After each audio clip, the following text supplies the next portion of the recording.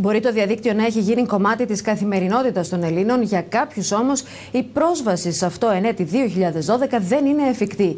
Ένα ολόκληρο χωριό, 35 μόλις χιλιόμετρα από τη Θεσσαλονίκη, δεν διαθέτει ίντερνετ, διεκδικώντας ένα διεθνούς εμβέλειας ρεκόρ, με αποτέλεσμα βέβαια οι κάτοικοι του να αντιμετωπίζουν μια ατελείωτη σειρά προβλημάτων. Νέα Γωνιά Χαλκιδικής. Ένα πανέμορφο χωριό σε απόσταση αναπνοής από τη συμπρωτεύουσα, που φημίζεται για τους φιλόξενους κατοίκους, το εξαιρετικό κλίμα, αλλά και για το γεγονός πως στην εποχή της αποθέωσης των υψηλών τεχνολογιών δεν διαθέτει ίντερνετ. Το αποτέλεσμα? Επαγγελματίες χωρίς δυνατότητα ηλεκτρονικής υποβολής δηλώσεων, αλλά και προώθησης των προϊόντων τους, φαρμακοποιοί χωρίς ηλεκτρονική συνταγογράφηση και νέοι που διανύουν χιλιόμετρα για ένα ίντερνετ καφέ σε γειτονικούς οικισμούς. Έχω μαγαζί στο χωριό μέσα εδώ και με λέει εφορία ότι πρέπει να τα κάνεις όλα ηλεκτρονικά.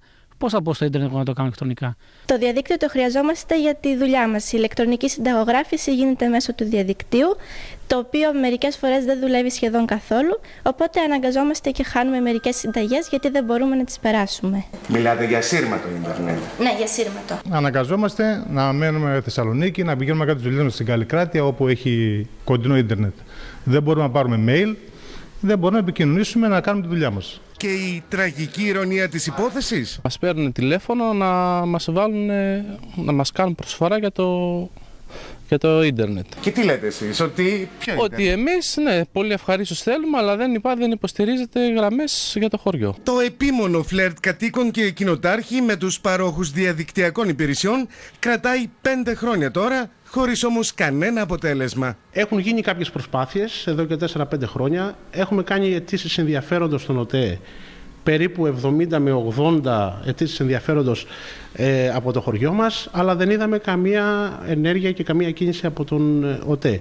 Κάποια στιγμή μας είπαν ότι δημοπρατήθηκε το έργο και ήταν έτοιμο να ξεκινήσει, αλλά για λόγους οικονομικούς και κρίσης έχουν σταματήσει τα έργα από την Αθήνα, όπως μας είπαν, μέχρι νεοτέρας. Το ασύρματο διαδίκτυο, στο οποίο αναγκαστικά καταφεύγουν, είναι και πολύ ακριβό και ελάχιστα εξυπηρετικό λόγω του ασθενού σήματος, και τη λύση τώρα υπόσχεται ο Δήμος Προποντίδας με τη διάθεση προσωρινά διαδικτυακής πρόσβασης μέσω link, για να επέλθει και εκεί το τεχνολογικό θαύμα.